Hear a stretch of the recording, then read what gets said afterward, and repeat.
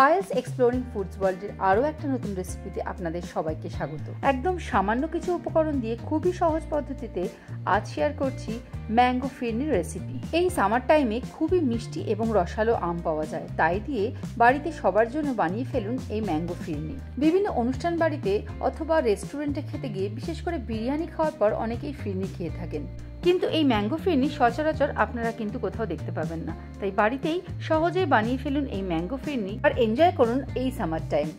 এই ম্যাঙ্গো ফিরনি বানানোর জন্য প্রথমেই দরকার গোবিন্দভোগ চাল। এই গোবিন্দভোগ চালগুলো খুব ভালো করে ওয়াশ করে নিয়ে আধ ঘন্টা ভিজিয়ে রেখে তারপরে এরকম পাত্রে ঢেলে শুকিয়ে নিতে হবে। খেয়াল রাখবেন চালগুলো ওয়াশ করার পরে শুকিয়ে নেওয়াটা কিন্তু খুবই প্রয়োজনীয়।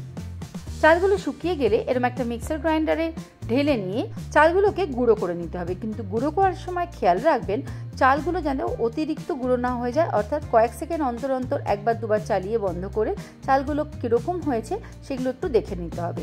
দেখুন ঠিক এরকম দানা দানা হবে, তাই বেশিক্ষণ একসঙ্গে মিক্সি চালালে চালগুলো কিন্তু বেশি মিহি গুঁড়ো হয়ে যাবে, সেটা কিন্তু এই ফিরনির ক্ষেত্রে একেবারেই করা যাবে না। এরপর যে পাত্রে আপনারা ফিরনিটা বানাবেন সেই পাত্রের মধ্যে প্রয়োজন অনুসারে দুধ নিয়ে ভালো করে ফুটতে দিতে হবে। এখানে দুধের পরিমাণটা 100 গ্রাম চাল পিছু 1 লিটার দুধ অথবা 500 মিলিলিটার দুধ নিলে সেখানে 1 মুঠো চাল হিসেবে এই রেশিওতে আপনারা কিন্তু নিয়ে নিতে পারেন।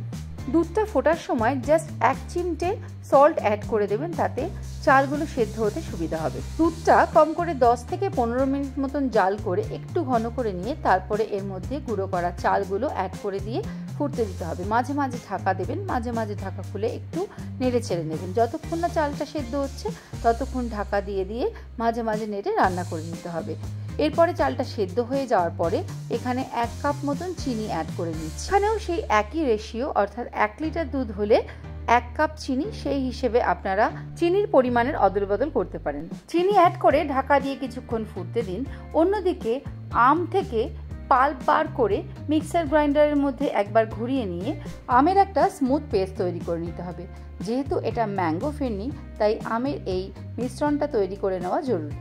এরপরে চিনি ভালো করে মিশে গিয়ে যখন একটু আঠালো হয়ে আসবে তখন গ্যাসের ফ্লেম একদম লো করে তারপরেই কিন্তু আমের পাল্পগুলো মিশিয়ে নেবেন। আমের পাল্প অ্যাড করার পরে 5 মিনিট মতন ফুটিয়ে নিয়ে কিন্তু গ্যাসের ফ্লেম অফ করে দিতে হবে, অর্থাৎ আমটা অ্যাড করার পরে ফিরনিটা আর বেশিক্ষণ ফোটানোর দরকার নেই, নামিয়ে রেখে ঠান্ডা করে নিতে হবে।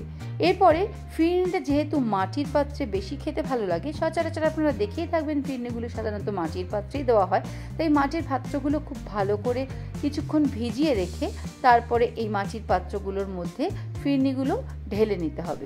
আপনারা চাইলে সেরামিক কিংবা কাচের পাত্রেও কিন্তু ফিরনিগুলো সেট করতে দিতে পারেন।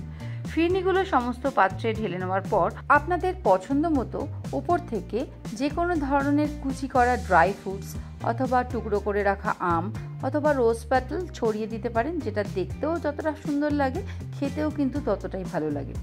এই সব কিছু দেওয়ার পর অবশ্যই কিন্তু 3 থেকে 4 ঘন্টার জন্য ফ্রিজে রেখে দিয়ে তবেই সার্ভ করবেন, তাতে ফিরনিগুলো কিন্তু খুব ভালোভাবে সেট হয়ে যাবে। আচ্ছা, এক্ষেত্রে একটা কথা বলে রাখি, অনেকেই কিন্তু ফিরনিতে এলাচ গুঁড়ো কিংবা দুধে গোলা জাফরান ইউজ করে, তবে ম্যাঙ্গো ফিরনির ক্ষেত্রে কিন্তু এই দুটো ইউজ করার প্রয়োজন নেই।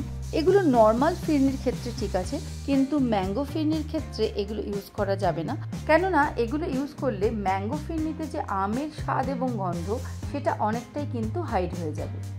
আমরা সবাই জানি যে আমের নিজস্বই একটা খুব সুন্দর স্বাদ এবং গন্ধ রয়েছে, তাই ম্যাঙ্গো ফিরনি তৈরি করতে গেলে কোনো ধরনের বাড়তি এসেন্সের কোনো প্রয়োজন নেই। তো এইভাবে বাড়িতে ফিরনি বানিয়ে ফ্রিজে রেখে দিয়ে যখন আপনাদের ইচ্ছে তখনই ঠান্ডা ঠান্ডা সার্ভ করুন বা নিজেরা খান। আমের সিজন চলে যাওয়ার আগে অবশ্যই একবার বাড়িতে ট্রাই করবেন এই ম্যাঙ্গো ফিরনি, আর আমাকেও লিখে জানাতে ভুলবেন না কেমন লাগলো এই ম্যাঙ্গো ফিরনির রেসিপি। বাই দ্য ওয়ে, আমি পায়েল, আপনারা দেখছিলেন পায়েলস এক্সপ্লোরিং ফুডস ওয়ার্ল্ডে ম্যাঙ্গো ফিরনির রেসিপি। ফিরে আসবো আবার একটি নতুন দিনে নতুন একটি রেসিপির সাথে। সবাই খুব ভালো থাকবেন, সুস্থ থাকবেন।